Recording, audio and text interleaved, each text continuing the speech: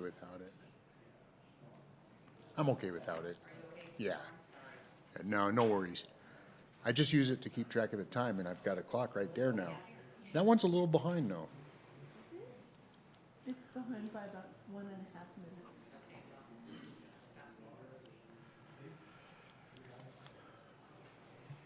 All right, let's go ahead and call the meeting to order. Just a reminder before we get started, this meeting is being live streamed, so please remember to turn on your microphones when speaking for the fellow board members. Make sure you turn those on.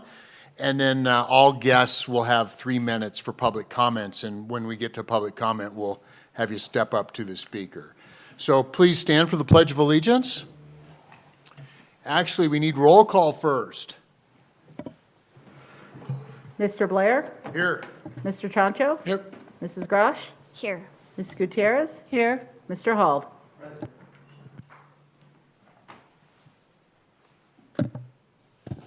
Pledge allegiance to the flag of the United States of America and to the republic for which it stands, one nation, under God, indivisible, with liberty and justice for all.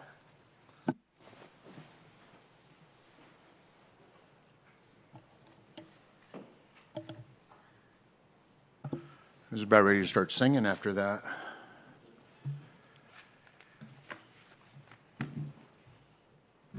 All right, consideration of additional agenda items.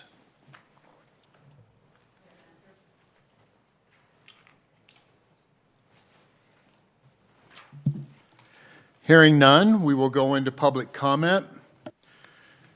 Just remember, comments by members of the public shall be made only during public comment portion of the meeting and shall be limited to 3 minutes per individual, 5 minutes per group, unless additional opportunity is given at the board's discretion. Each member of the public wishing to speak will be asked to fill out a form indicating name, address, and agenda item to be addressed, and no disorderly conduct harassment is allowed. So I will call up, let's see, I've got Jim Fenimore.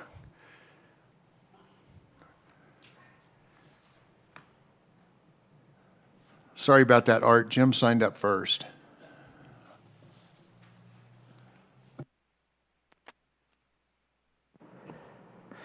All right. Got it turned on. Just wanted to follow up. Hopefully someone had a chance to take and discuss what we talked about, the first responders from the last meeting. So I don't know if anything came out of that yet. And then also I was looking at this stand. I know that it's set up for over here, but I think it's pretty rude that it's here because we got all these people back here. So when you're standing here, we have our backs to them. So I was looking at the layout, and if we was closer over there, then we could get everybody. And, you know, it's nice to have eyes on people, not put your back to them. And that's what I got. Thank you. Thanks, Jim. Yvonne, you and I spoke briefly about the FIT membership. Are we at a spot where we can share that, or? Certainly, Mr. Blair. So we did reach out to the police chief at Federal Heights.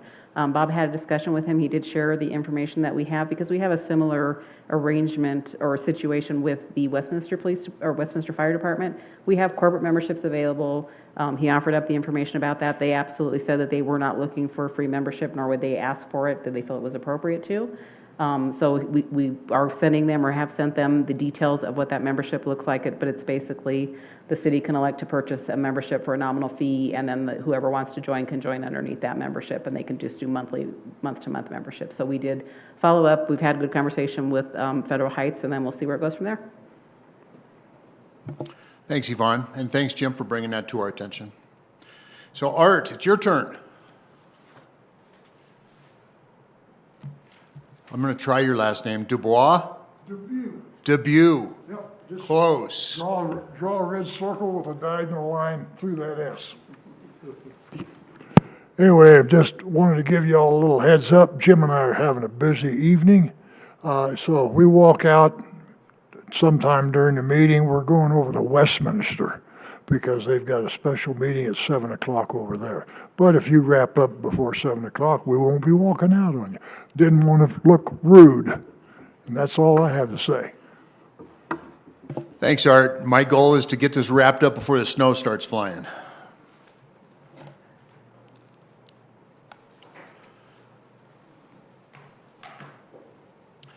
Introductions and presentations. I don't think there are any. Are we talking about the park? Not here? I'm sorry, I was typing. The Carson Scammonish Park, that's not a presentation, right? That's No, further down? it's not a presentation. Okay, awesome. We'll go to approval of treasurer's report, looking for a motion. I move that the Board of Directors of Highland Hills Park, microphone. I move that the Board of Directors of Highland Hills Park and Recreation District approve the preliminary December 2024 Treasurer's Report as presented. I second. We have a motion and a second. Discussion?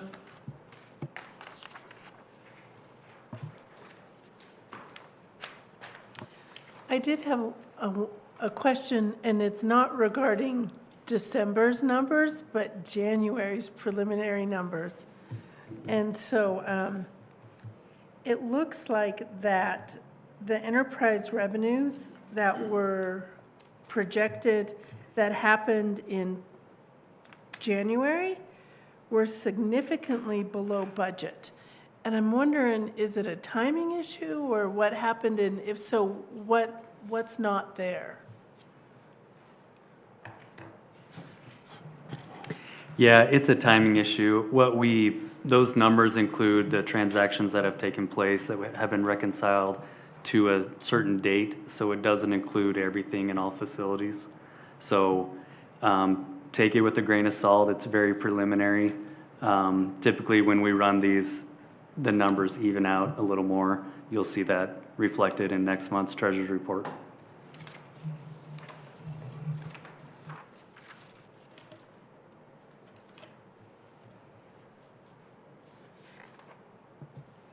Any other discussion?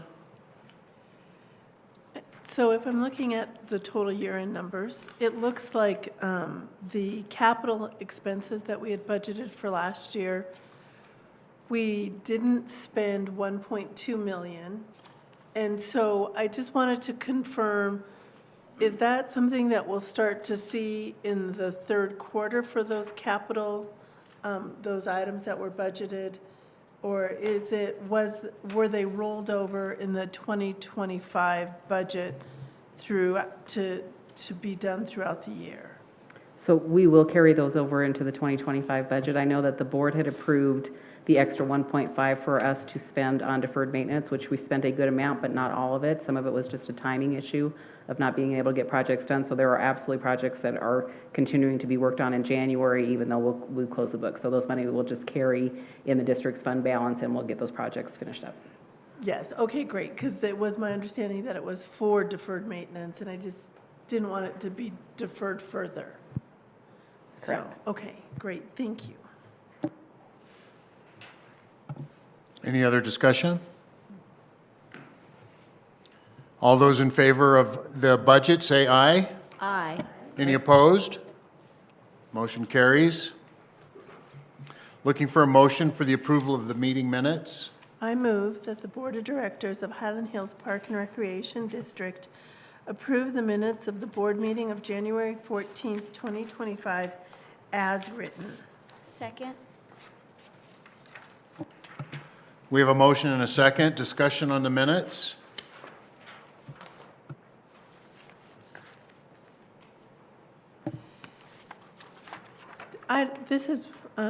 So at the last board meeting, and I don't know if we should do it here with the minutes or at a different time, so let me know if you should. We had approved the engagement letter for Clifton Larson, and at the same board meeting, we had received notice from one of our lenders that we hadn't made payments on the bank. And so I don't know if it would be here or somewhere later in the agenda that I would ask the questions about how we would augment our scope or confirm that our scope contains language so that we have assurances from our auditors that they're checking our debt balances for the board. So I would recommend approving the minutes, because that's one item to make sure that those are acceptable or approved by all of the board. I would either postpone that question to my board report or to open board discussion. Got it. Okay, thank you. Any other discussion on the minutes? All those in favor of approving the minutes from January 14th, say aye. Aye. Any opposed? Aye. Motion carries. Communication and correspondence to the board.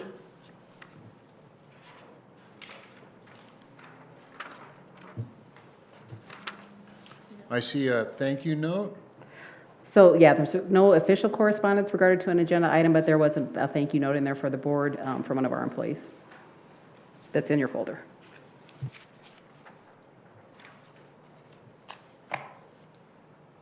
Thank you. Yvonne, Executive Director report. Thank you, Mr. President. So you all have a copy of my report for the month. I just wanted to highlight a couple of items in that report. One of them being item number 4, which is where we just finished all of the year-end reporting for both the grant funds from Adams County as well as Federal Heights that were related to the sale of the Denver Broncos. Just pointing out that we provided nearly 1,500 grants with a value of over $120,000 for recreation programs to the kids that are in Federal Heights as well as the kids that are in unincorporated Adams County. So that was just a fantastic program. We have about expended all of the Federal Heights grant funding. Federal Heights, if you remember, was funded at 100% of the program cost. And then the Adams County, it was a bigger chunk of money. We anticipate that'll probably carry us through the next couple of years. At any rate for those unincorporated kids. So we're really again very humbled and pleased that the county and the Federal Heights both reached out to us to see if we could facilitate those programs for the kids. I did, in providing the report to Federal Heights, let them know that their funds were nearing depletion, but that we also have our nonprofit arm, the Hyland Hills Foundation, that can pick up some of those funds if there's kids still in need in Federal Heights, that they would qualify for that as well. So just more of a note on that one. And then the second one is just a reminder that the Hyland Hills Foundation is hosting their cornhole tournament on Saturday, February 22nd. So I think registrations are coming in fairly steady for that. Should be another great event, but just that will again provide more funds to provide recreation to the kids of the community. And I'm happy to answer any questions. Warren, I have a couple of questions. You hit on two of the items that I have questions for. So going to item number 4 that goes through the grant funding for those participants. So I want to make sure I understand. So the Denver Bronco money is essentially exhausted and doesn't roll over into 2025. Is that right? No, that's not correct. So Okay. there were 2 pots of money, one that came in through Federal Heights that was about $50,000. That one is almost depleted. I think we had another $5,000-ish that will carry into 2025. The Adams County money was a larger sum, I think $280,000+. We've spent about a third of that on the program so far, so all of that money will continue to carry forward, and our agreement with them, I believe, Margaret, was we had 5 years to expend that money, so we will most certainly expend that before it's done. So there is a small amount from Federal Heights carrying over, a large amount from Adams County carrying over. Got it. So we essentially have about an additional less, like maybe $190,000 from the Adams County, $5,000 from Federal Heights that could carry over to 2025. That's correct. Got it. Okay. So,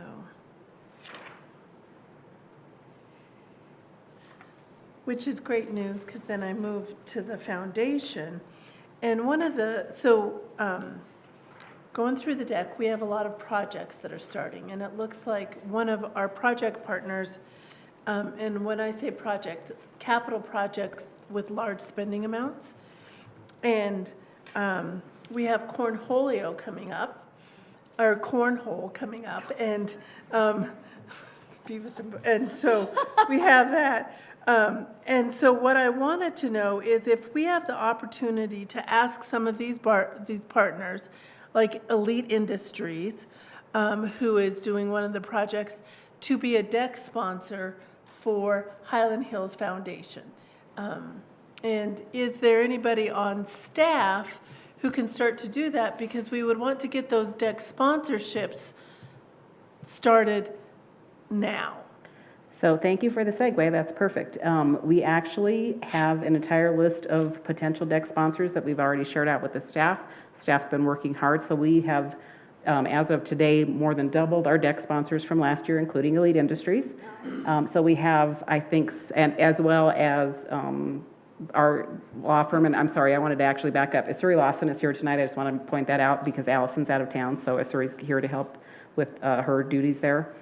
So yeah, we have more than doubled the amount of deck sponsors we have, and we still have our entire list to go through with different staff. So it just depends. So for example, Steve Hager is here. Steve works with a lot of these contractors. He's been reaching out. I think at least, I don't know how many Steve has secured, 3 to 4 on his own. So yes, we are, to answer your question, yes, that's a possibility. We're already working on it. We've already, like I said, more than doubled our deck sponsorships from last year.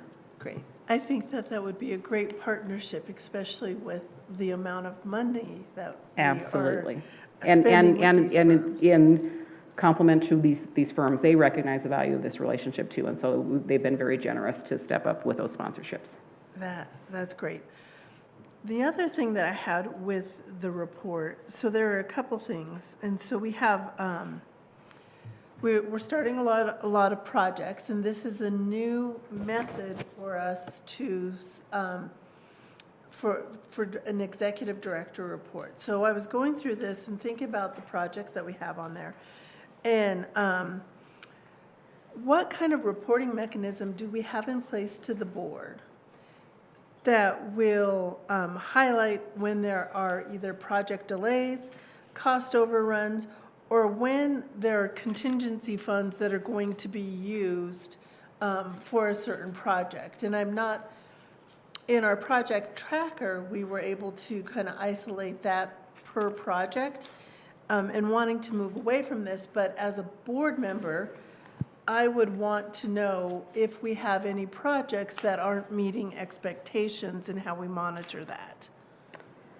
So what I would say to that is that we have our capital projects committee with 2 board members on there, and we will run all of that information through them. Then they can bring that to the board with their monthly report if there are any concerns that they've identified that they will share with the rest of the board. Oh, yeah, okay, so does that mean then the capital projects committee will share all project overruns or anything, or just meaningful ones? Like, what would be the thought? Like, what I wouldn't want to happen is to not be aware as a board member if there's a problem with a project, that maybe as a board member we should all be aware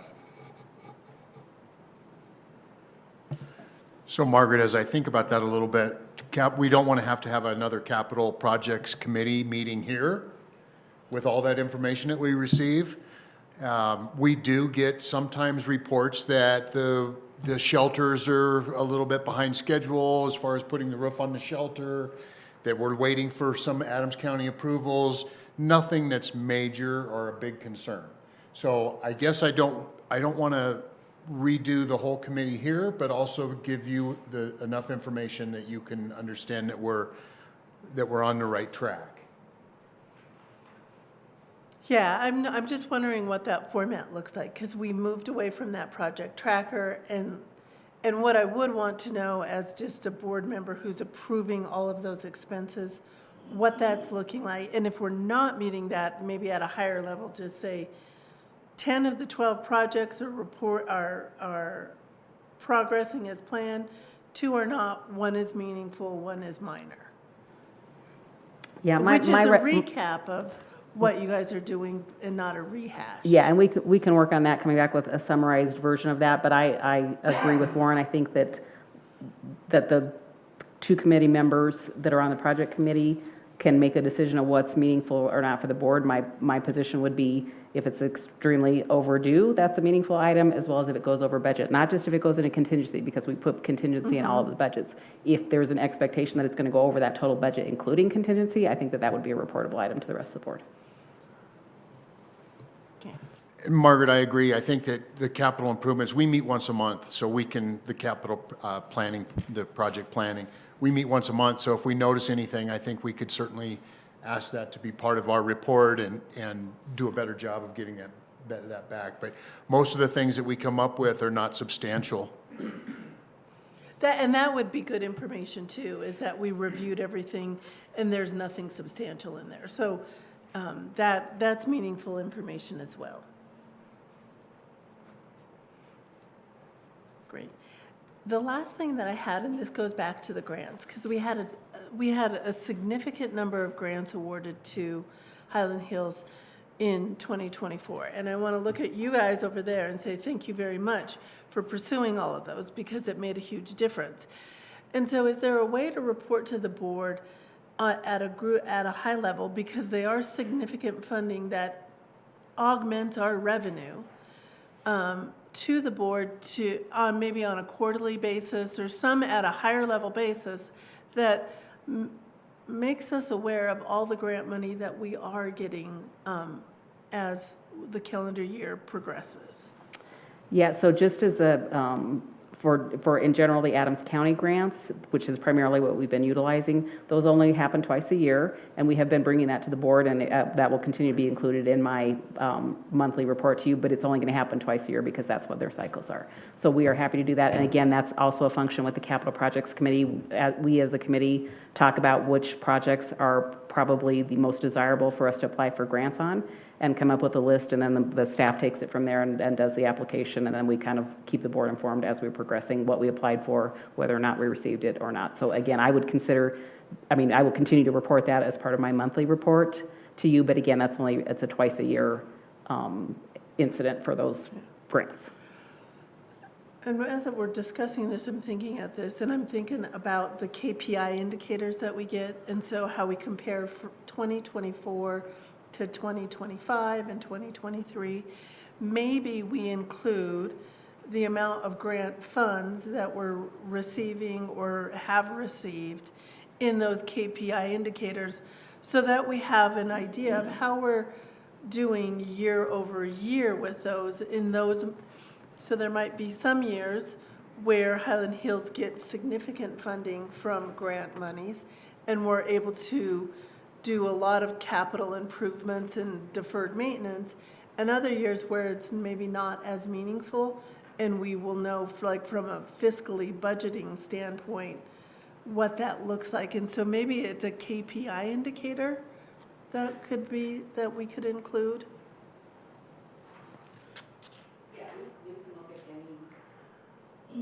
We can look at solutions for how you want to be reported. I mean, it's kind of the grants are not going to be a year-over-year comparison, because it just depends on what the project is and what the amount of the grant ask is, as well as what the funding availability is from the county.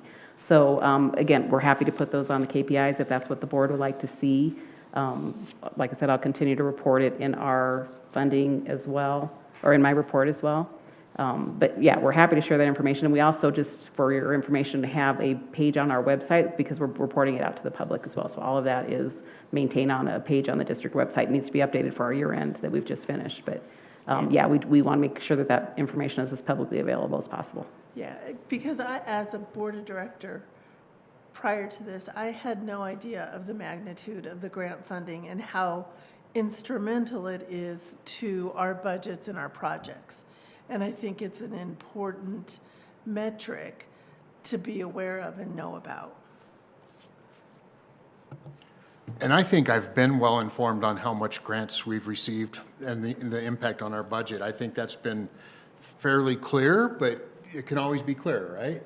Yeah, like I So, couldn't. you know, we received information that we received these grants and how we're working through that, and as well as the bond money. So we can always be a little more clear, but I think I feel comfortable with where we've been with the information we've received on the grants. I couldn't tell you, and maybe you can tell me, if we received $500,000 in grants or $1 million in grants last year, or 1.5 or 2 million. Like I know we got it piecemeal and we'd say we got this and this and this, but in the aggregate, I can't tell you what that number is. It might be on the website, right? And so maybe we need, and so if it's on the website, maybe we can just add it to our board packet as well.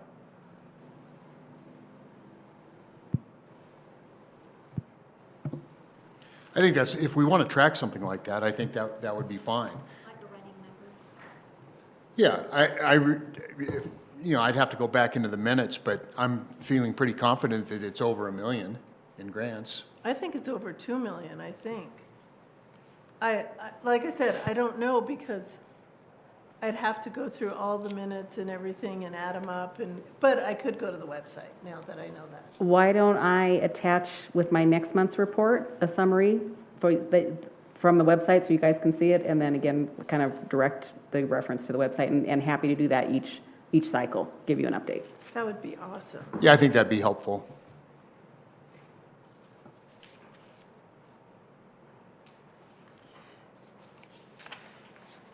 Thank you. Let's see. Anything else?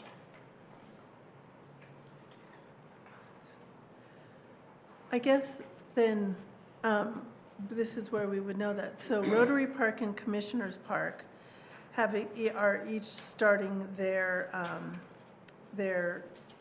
design work and their phases. I'm under the impression that we got grant funds for both of those projects. We did. If you remember, the Commissioners Park was funded at a 70% level, and the Rotary at a 60% level. So we are just starting the design work there. We're with the hopes to maybe start the projects this fall. And Just as a knowledge base, we don't get those monies in advance. We spend the money and then we turn it into the county for reimbursement. Yeah. And do we have to spend our 30% first and then they do their 60 or their 70%, or we spend all of it and then they give us 70%? Yeah, we have different options there. Our path has been that we spend the whole thing and then turn it into them for the reimbursement once the project's complete. Got it. And so the amount of grant funds ultimately depends on the total cost of the project? That's correct. Okay, and we won't know what the total cost is until it's done? Yeah, well, we generally will have the contract for what it's going to be, but again, and we don't ask for that money until we've spent it ourselves, and then we ask for reimbursement. Okay, so we have a general idea of what the Absolutely. funds are going to be. Absolutely. We don't know very specifically. Yeah. Got it. Yeah, just like you guys approved the Phase 2 at the sports complex several months ago to get that work started, so we have a contract amount. Thank you. And then where would I be able to, so I'm trying to figure out the grant funds. So because I don't remember everything that we talked about in the past, like Rotary Park project, would I go back to the master plan committee minutes to know how much that is to then calculate the grant funds? Let me send you all something tomorrow, which we basically develop an estimated budget when we go in for the grant application. Then, once we know that we've got that money, then we'll start spending it on design work. Sometimes we'll ask for design work or design money in advance. But we go in with an estimate, engage the design team, which we've done now. They'll put together the design that will go out for bid. Then once we have received an acceptable bid, we'll bring it back to the board and say, this is the bid amount. At that time, it's no problem for us to remind you, here was our original budget estimate. Okay. Thank you.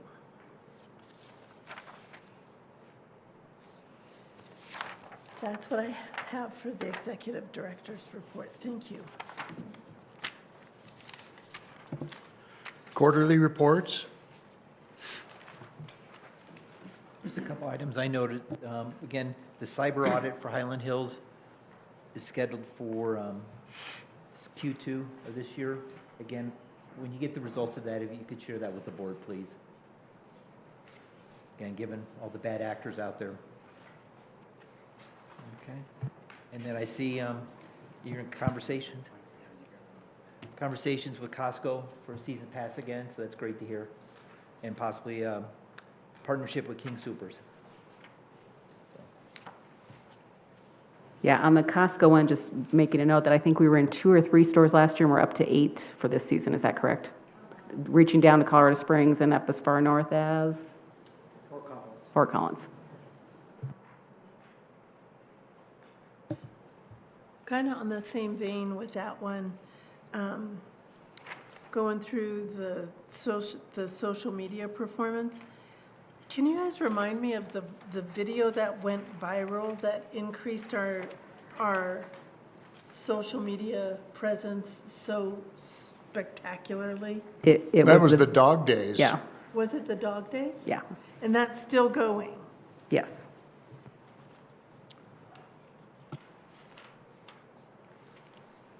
Any dog or cat video is going to go viral. That's true.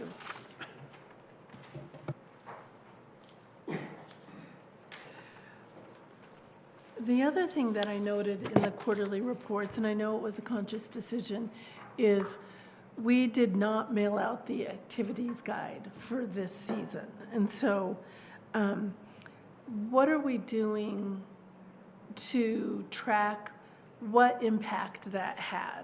Like, so there was a conscious decision, we didn't mail that out. Do we know if it had no impact, little impact? I will say for me, I missed it. I looked for it. That's how I see what options are there. And it increases my engagement. But I'm wondering, aside from me, the other 100,000+ people in the district. Skylar, do you want to field that question? Yeah, we're trying to pilot this to see how it goes. It's kind of a common practice now in the Parks and Recreation world to go digital only. We do have printed copies that will be available in our facilities for those who need it, but our team is focused on email, newsletter, social media communication to get the word out that the activities guide is digitally now. So we're sort of curious to see how it goes. Call it a pilot. We may not do it again, but for this particular cycle, we felt like we wanted to try a digital version only. And there's also a Spanish version of the activities guide on the website as well. So we'll see how it goes. How are you going to measure if it was met expectations or didn't? Like, I don't even know what the expectations are, but so what are the expectations and how are you going to measure it? I mean, mostly program registration numbers is what we'll be tracking, but we can also look at website traffic as well to see what kind of traction that site gets. And as a reminder too, we do put out the links on our monthly digital newsletter to the people that are signed up for that, to make them aware of it as well. I think that a lot of, like particularly this time of year, a lot of our registrations are for programs that people know, particularly gymnastics, right? They know when they're supposed to sign up, they know what the classes look like. So yeah, but we are definitely going to pay attention to it, see, I would think for new programs, that might be a good measurement of how we think we did. It's just, we have such a broad way of reaching our constituents now with social media, with website and so forth. It's not going to be a perfect science, but hopefully, yeah, we'll have some indication here. And we chose this one because there are less programs offered during this period of time than the other 2 times a year that we print a guide. Yeah, I would agree that your program registration will be the data that you want to see if it's effective or not. If you see a big drop-off in enrollment or participation, then it didn't work as well. If you see it about the same, then it was about the same. If you see an increase, then that's what people are looking for. I know that I receive it twice. I receive it many times because of the emails. Right. And the Instagram posts, which are helpful too. So, and I use it 2 ways. I get it in January and I plan all my activities from January until April. And then I start to use it via the links. So it's, I'm just old school that way.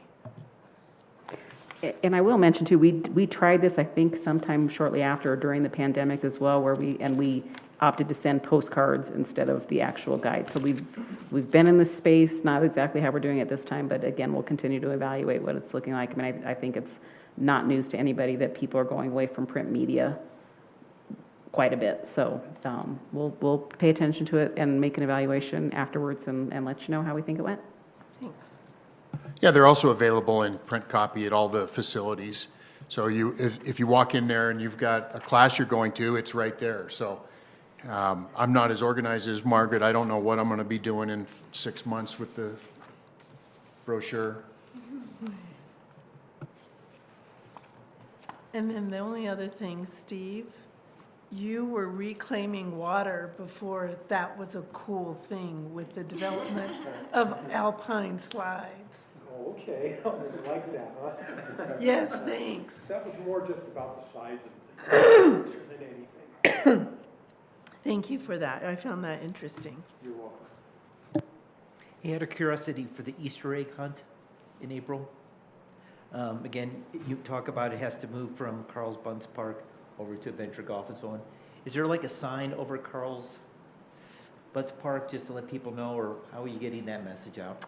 Yeah, we'll be posting signs there once the construction project starts with a QR code to link them to the website for information about the project. But we also will put on there the information about the Easter egg hunt. Okay. Again, it's for kids, so they enjoy that. Absolutely. We want to make sure they're able to attend.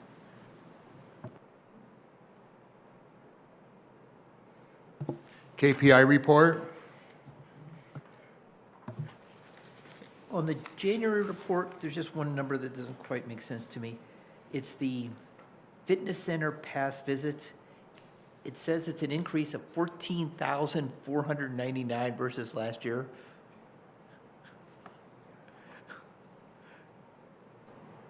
Yes, and you may have noticed that for recreation in particular, we've added some more meaningful KPI values. We felt like this was a good time for us to pivot and present the information a little differently. So what you're seeing in the recreation section for January, there's some estimations and there's some missing data because a year ago the KPIs were compiled differently. So the staff is working on recompiling the 24 information to match this new KPI criteria. So that's what you're seeing there. And that explains, so I had seen that with like insurance-based memberships went from 0 to 1,832. That, they weren't 0 and they're not new, that's just the new measurement. Correct, yeah, so that's capturing Silver Sneakers program primarily. And that was previously being wrapped up into fitness or another line in here. So again, that's a meaningful area of measurement for us. So that's why it was broken out. But you're absolutely spot on in terms of this month's value. And then, the one thing that stood out to me is the gymnastics and dance KPI indicator. So if you just look at what happened in January, that looks to me to be like a 10% decline overall from full numbers. Am I reading that right? So last year in 2024, the total widgets that hit that were 903, and it's declined by 86. So is this a meaningful decline or not? What I'm going to offer on that is that's largely, there's two factors at play here. One is timing, registration timing, and what's happening there, because that's when these get captured. We're also getting a little more meaningful on how we report on this, whether it's registration or when the program begins. So you're going to see that start to even out a little bit. But I can certainly look at the details of that 86. I can tell you the program is incredibly strong, and our classes are filled. So I'm going to lean towards either timing or just part of this KPI reset for recreation that we're seeing this adjustment. And I have the same question for the water world season passes. If I look at the numbers for that, it looks like period over period, there's that same 10% decline. Is that some? Sorry. So I'm going to look at that. So the same sort of question is for the water world passes, the season passes. It looks like if I just do that same sort of calculation, there's a 10% decline. So is there really a decline? If it is, what are... What are the drivers behind that? Yeah, that one, as you know, we move our fall sales that are made in '24 for the '25 season, they get moved in January. It's largely timing. There were significant differences between the previous year in terms of how the promotions were triggered, and we went online earlier, so we had a tremendous fall season pass sale in '24, and we're seeing those numbers being way up. I think what we're seeing here in January is, while we still had a good January, we just moved more of the sales. We were later starting last year, so we saw our promotions extend into January, which did not happen in the same way this year. Okay, and that corresponds to other information in the board packet that showed the Splash Splash sales up period over period, so then that would be timing. Yeah, Okay. it's timing primarily how this is being reflected.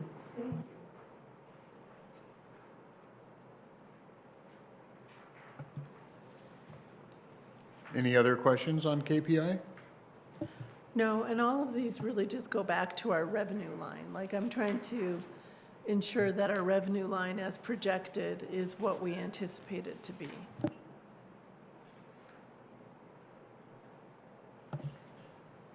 Any other comments, questions?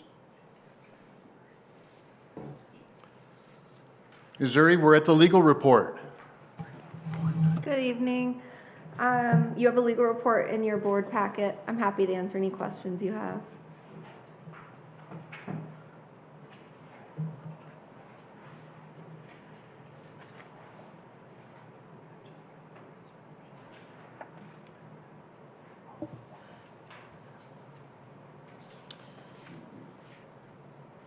I did have a question. What is a patron-hosted golf tournament? Like, what? Oh, those are just the golf tournaments that you can, like a private person could host versus Hyland Hills hosting its own golf tournaments. You can pay to host like a golf tournament for your corporation or something like that. And then my next question is, wouldn't that be what almost all of our golf tournaments are, or a majority of them are? Or- Yes, they are. The majority of them are patron hosted. Okay, okay, so you were just looking at the contract that we have for most of all our golf tournaments then? Yeah. Okay. I was wondering, is it a new thing, or is it just a review of standing contracts to make sure that it meets current needs? Yeah, we made a couple of modifications to it, Margaret, but yeah, it's just, we want them, the attorneys, we asked them to review those contracts to make sure that they were comfortable with it from a legal standpoint. And then, can we still do wind down for Wednesdays? Wind down Wednesdays? I don't know Is that ladies' night out? what your decision Is that ladies' No, night? there's something at the fitness center that we used to have was. where Special event after. permit. Oh, So Bob, I don't know if that, Yeah, I'm sorry. You're speaking about the fitness center Yeah. event? And what Yeah. was the question? can we still do wind down Wednesdays, or is that something that we need to rethink? We are evaluating it right now. We're trying to understand the legality behind what kind of Okay. permits and licensing we need to do that. So we are actively looking at that currently. So stay tuned. Be happy to give you an update. Okay, thank you.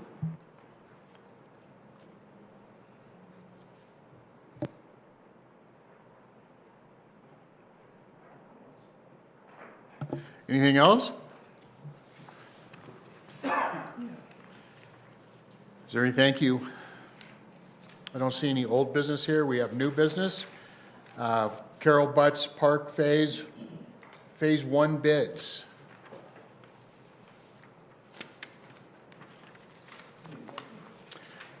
Yeah, I'm trying to get to my paper here, Don.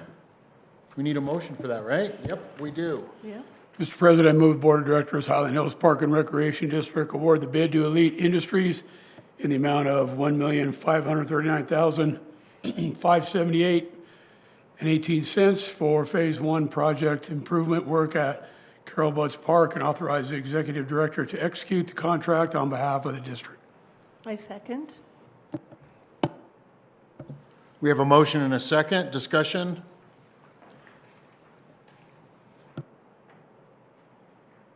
My one question that I would have is, and we have another motion here later on, that authorizes the integrated project delivery construction method. We're doing that for another project, but not for this project.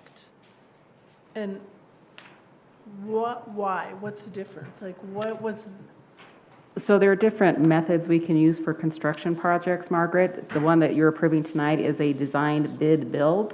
The project at Waterworld, because we're not, we recommend that there's a value in bringing the design team together with the construction team, which is why we're recommending the integrated project delivery, which is essentially a design build project.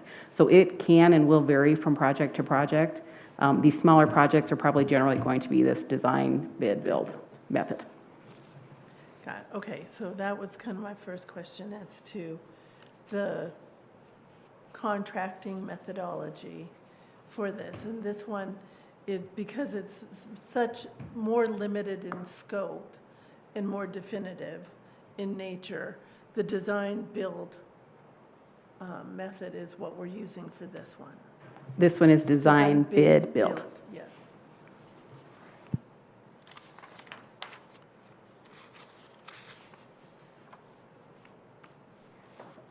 Any comments from staff on this? I would say, and I don't know if Steve wants to jump in, but again, Elite Industries is a company that we've used for other projects. We've been very happy with their work. They are raring to go. I think they've already reached out to the City of Westminster for preliminary work to start getting the permits going.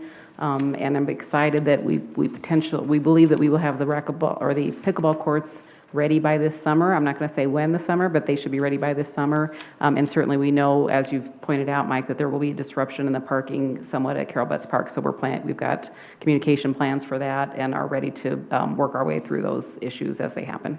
But we've expressed to them our concerns with our guests using those ball fields and how we can limit that disruption to the program. So we are working actively with them on that, but really excited to get this project started. And this is something that's been in process for a long time, and with the City of Westminster as well. So it should not be very new to us. So any other comments? All those in favor say aye. Aye. Any opposed? Motion carries.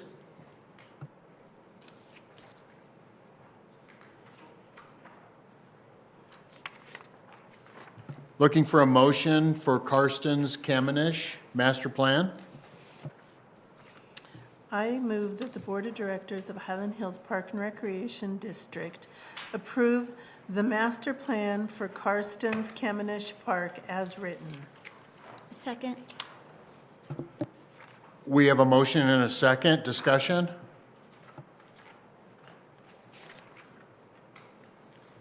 You got through the 89 pages okay, everybody? Yep. That's what I was going to say. How can we not have any questions when there was 89 pages of information? My big questions were about the parking up at Karsten's, and I think that's all good now. I went back through it and took a look because the parking up there is a little bit of a mess, but I think this will take care of it. Yeah, again, at the December 17th Capital Committee, we had an in-depth conversation about the plan. Again, in my notes here noted, we're looking at cost somewhere in the future, again, just a ballpark number, but in the future of around 18.6 million to execute this master plan. Again, will be done over years, phases, and so on. So yeah, there was a lot of in-depth discussion by staff, more than myself on this. And the ability to get grants from Adams County or for wherever we can get them. We should be able to access quite a few grants for this type of project. They haven't given Federal Heights many grants, so we're hopeful that this one will fit into their plans. So when I was going through this, I did have some questions. So when we were developing the master plan, what were the biggest challenges that we had to work through for this? And how did we get through those? I'll mention just a couple of high-level ones, and then I'll turn it over to Alan. I mean, certainly, I think a challenge with this master plan is feedback from the community. It was a challenge to get feedback from this community here and to engage them. We did a couple of in-person setups with very little participation. We didn't get a ton of, we actually got a lot of feedback from the disc golf community, but they are not the people that live in this community. So feedback, disc golf community, so people that play disc golf. So I would say that that's a challenge to try to get as much feedback as we could. We do still feel like we landed on a really good plan. And then maybe I'll talk to Alan and Steve about the challenges with the how the creek runs through and working around that in terms of, and as well as the disc golf interaction with trails. Yeah, Margaret, so we spent a lot of time taking a look at how we're going to integrate disc golf with the trails and the other amenities at that site. Right now, it's pretty much an open field that gets used almost exclusively for disc golf. So we looked at that.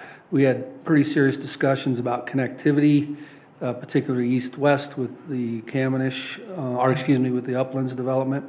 And then we had somewhat extensive discussions about the drainage in that area and how that's impacted, and potential future partners to help us with mitigation in those areas. And then identifying different zones, right? Floodplain zones, wetland zones, things like that. So there were some challenges in trail placement that kind of became talking points that we had to work through and make decisions on. So I would say, beyond the community engagement, those were the other things that came up that we worked through, for the last 7-8 months on this. Yeah. What was next? Like, what did you guys decide not to build? I would say the biggest probably single impact was we went from 2 18-hole disc golf courses to 3 9s, and we really needed that to happen so we could have safety as a concern, and other park users being we're thinking about them and how they're using it. And then we carved out probably the highest quality piece of land towards the southeast corner of the park for future recreation. So that could be something that to be determined. So. Well, I will say I appreciated the thoughts of the amphitheater. I think that makes it a much more usable park, so thank you for that. And then also the ADA challenges that I think that terrain presents was well done, and have that. And then the community gardens, I know that they're very well received, and there's waiting lists at Clear Creek Valley.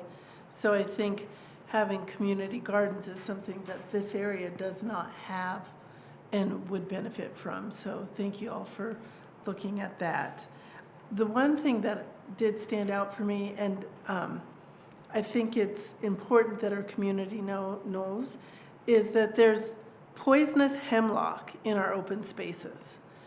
And you have to be mindful of that, because if you aspirate it or breathe it in, it can cause some significant respiratory issues. The only reason I know about this is because it was growing behind my house in open space. So anything that we can do to remove the hemlock I would highly recommend. Got it.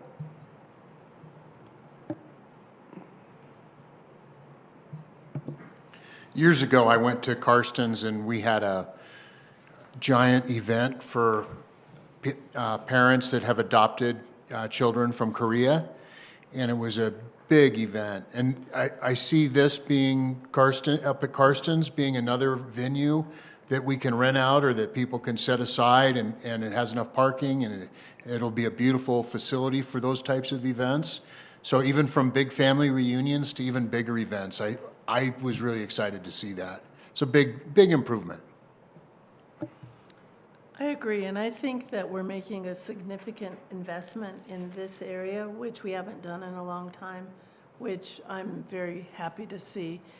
I don't know if we have this at the park now, but I thought what I found interesting in the presentation is if we could have some sort of plaque that expand, like Gary A. Karsten's is a Vietnam War veteran that he died in serving our country. And if we would have a plaque at the park that explains why it's named after him. And then Kamenish, the same, that's an old family farm that existed from the 1900s. Just providing that history of why parks are named what they are would be helpful, just to engage the community and recognize these contributions. Yeah, I think we have some work to do there. Other memorial plaques have been brought up, things like that, so that's probably something that the construction committee or maybe needs to come up with a plan for that, so we have some consistency. But you're right on the details of the history. I think MIG and Paul Kuhn in particular did a lot of research on that. That's why it's 89 pages long. A lot of it is the history. And I think we tried to capture that with this particular master plan more than we have in any other that I'm aware of. So. It was a well-done master plan, so thank you.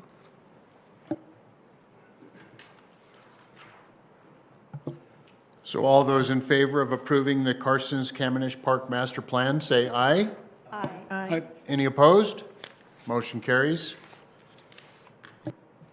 Looking for a resolution on the authorized integrated project delivery. I move that the Board of Directors of Highland Hills Park and Recreation District approve the resolution authorizing integrated project delivery as written. Second? We have a motion and a second. Discussion about the integrated project delivery.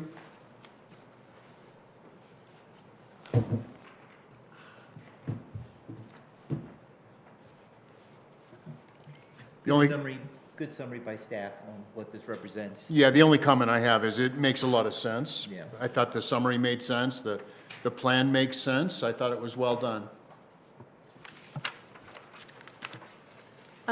So the question that I have is, we talked about the design, bid, build process, and then we have the integration project delivery. Why does this type of construction method, why in state statute does it require board approval? Like, what was the driving concerns for that? And this might be a question for legal counsel. I don't know the intent behind the General Assembly. I can tell you that there's two separate categories that contracts fall into. You have competitive bid contracts, and then you have the integrated project delivery. With the competitive bid projects, as Yvonne was saying, those are really for projects where the design has already been developed. You already have decided what the design is, and now you're just bidding on doing the work. Whereas the integrated project delivery, what you're doing is working collaboratively between the design and the construction. And so that's where you have these two separate categories. And in the earlier contract, the design has already been developed, and that's why that falls into the competitive bid. This contract, the design isn't complete, so it would fall into the IPD. And I understand that, but why is there a state statute for that? And this is my thought process. Something must have happened that now they said boards have to specifically approve this method to go forward with. And I'm wondering what happened, why do we have to do this for an integrated project delivery and we don't have to do it for design, bid, build? I can look at the legislative history and get back to you. I would say one of the big differences with competitive and IPD is with competitive, you have smaller amount, like you're gonna be doing a smaller amount. And you have a requirement that the bid go to the lowest responsible bidder if you do a competitive bid project. So it's very much tied to the cost of the project. Whereas if you do an IPD, now you're able to contract based on the best value. And your contract isn't tied to cost as much. So, just guessing, I would guess that statutorily, the General Assembly decided maybe it's not always best to require an entity only contract based on lowest price. There can be instances where value is not based on price alone, and that's why, the integrated project delivery would be statutorily created. And I think you hit on what I saw is then, so my question is, how did we define best value? Like, because I think that I understand why we're doing it. How did we get to that? This is the best. What does best value mean to us? Or is it, I don't think it's defined in state statute. I looked at Bob, but I would say in the resolution, we have a enumerated list, and that list kind of shows elements that we would consider in determining whether best value was met in one project versus another. Did the capital committee address best value and what that looks like for us? No, again, this is part of staff's responsibilities. They're the experts. And again, it goes back to let staff run the district and we approve the contracts that they bring before us.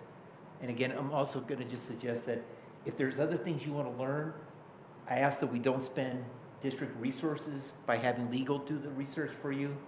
If there's something you'd like to learn on your own, that you do the research yourself. Well, then I'm fine with that. Tell me what best value is, how we've defined that before I vote on this.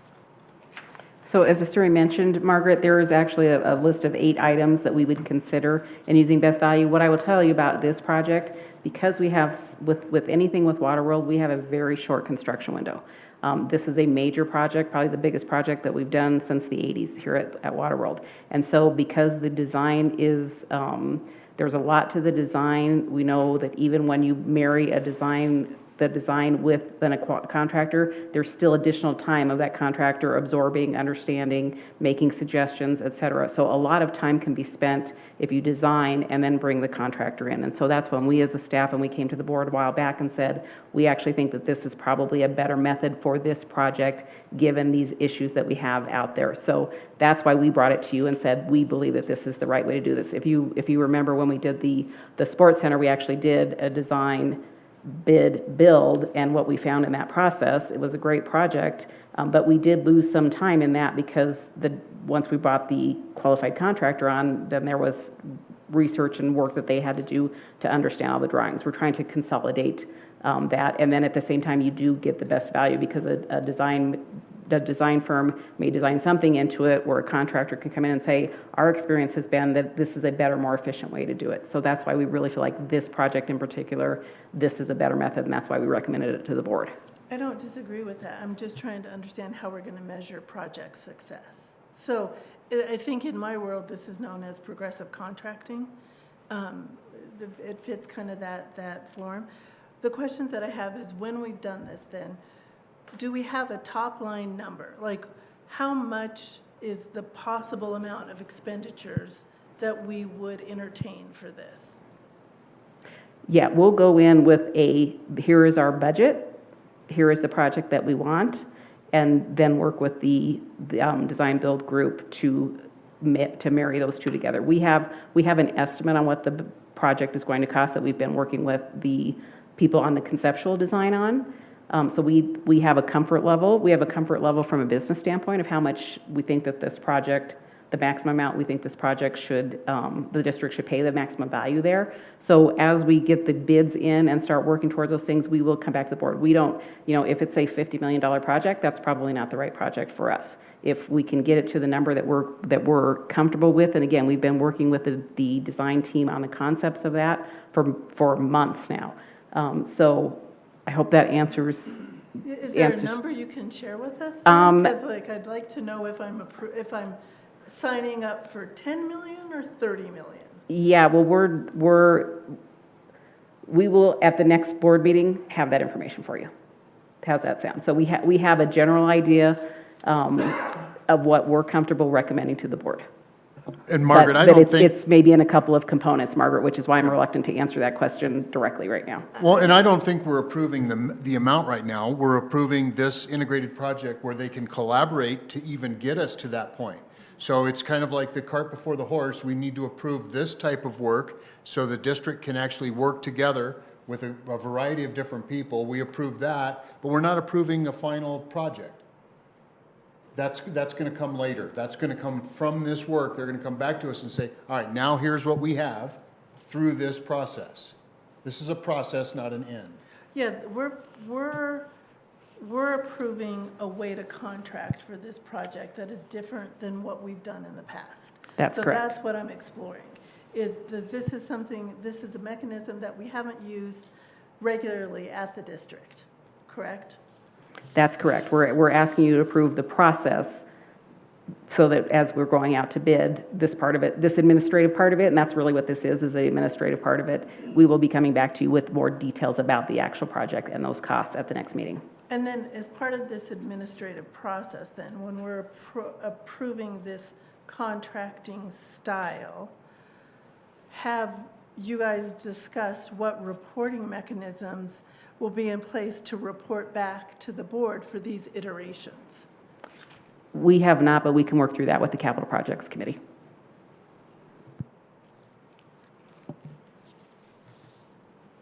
Is there a reason why we even need to approve a process? Can you change anytime you want and go to any bid process you want? It's statutorily required if you do a IPD that you do it by resolution. Now, you can always go back. You can decide next board meeting, we want to do a competitive bid process, and you can, revoke your resolution, you can submit a new resolution, but it's just a statutory requirement. And for me, that was like that was what I would call a red flag in my thing. Like, when statute says you need to do something as a board member, that makes me ask questions. Yeah, and just to echo Warren's comments, this is not committing the board to the project. This is not committing the district to the project. This is giving us the ability for the board to say, yes, this is a method that we are okay with today. If you're not okay with it in a month, that's okay too. Okay. I don't disagree with it at all. I just needed more information on it and how we got to this and why we were doing this because of that statutory requirement. If you can figure out why the statutory requirements are there, let us know, because they can go back years. Some of them Somebody messed up somewhere, and so they put it into a statutory requirement. And Don, I appreciate your comment. So, all right, are we ready to vote on this one? Yes, please. All those in favor say aye. Aye. Any Aye. opposed? Motion carries.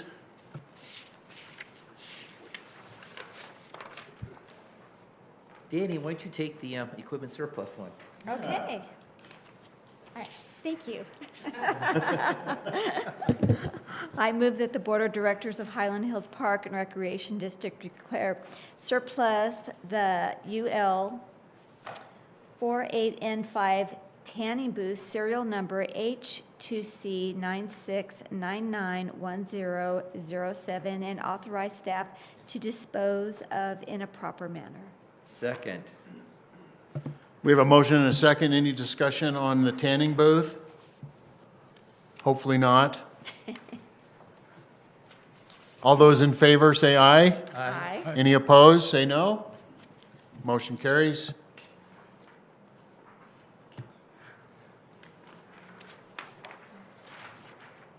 All right, we are at the Board of Directors Committee updates.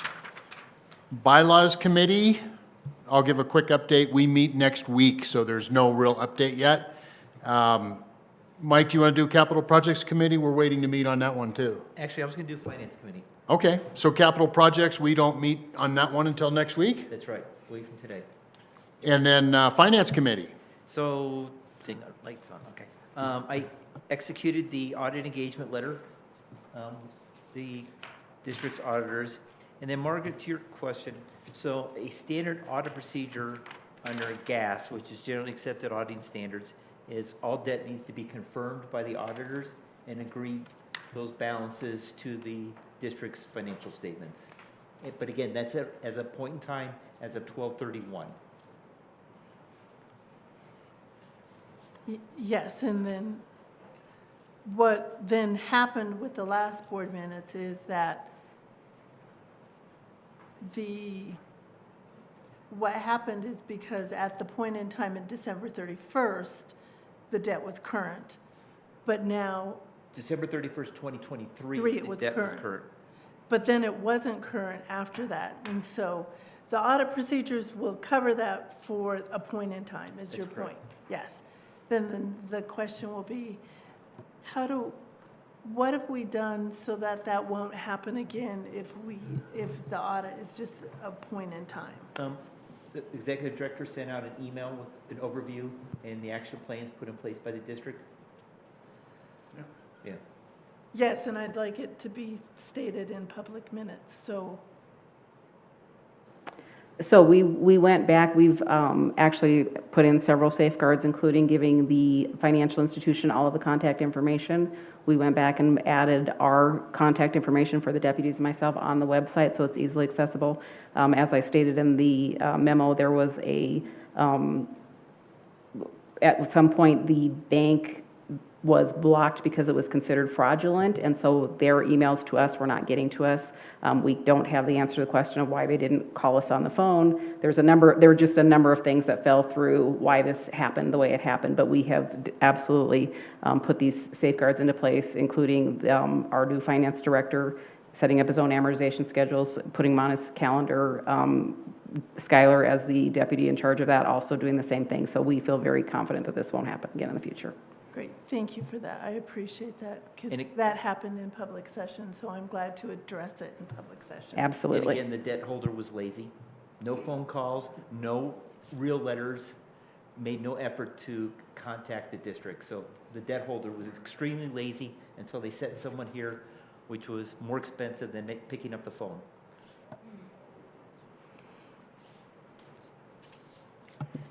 Margaret, are you asking that we put the process that Yvonne sent to us on how this was reconciled into the minutes? Yeah, I think it would be good to say that we properly addressed it, and if, however we want to characterize it, to show that we've been meeting our fiduciary duty, so yes. Okay, thank you. Anything else from the Finance Committee? That's it.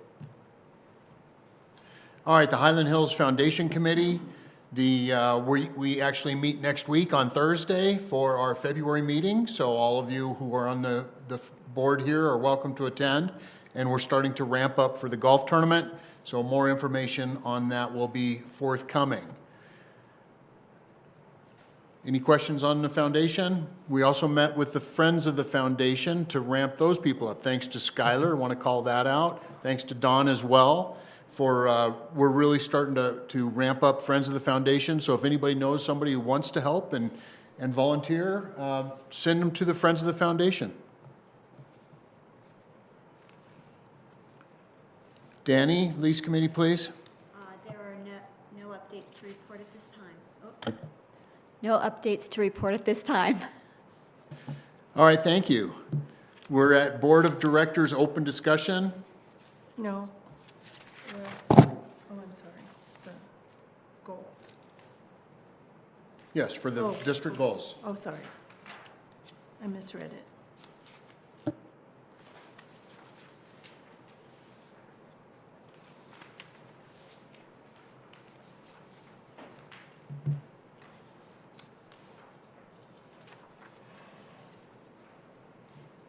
Yvonne, thanks for going back through these and cleaning them up and getting them into a format that I think makes sense. Actually, I'll thank Skylar, because Skylar did a lot of work on this, so Skylar really gets the credit.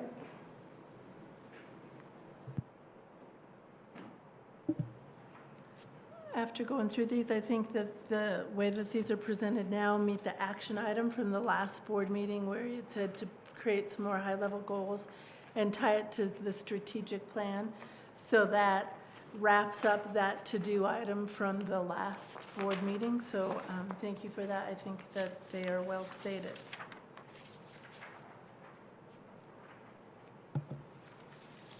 We don't need a motion on this, do we?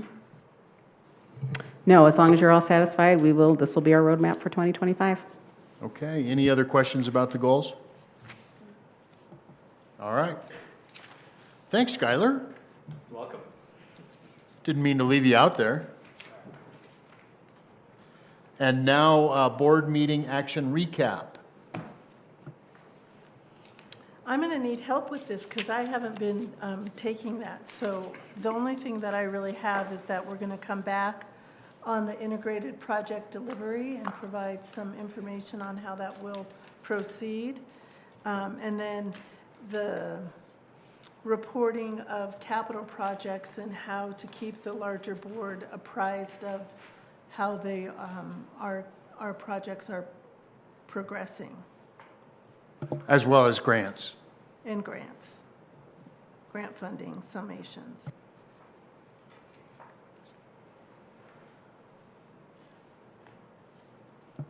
Yvonne, was that what you had as well for? The other item I have is that Director Hall asked that we come back after the results from the cyber audit.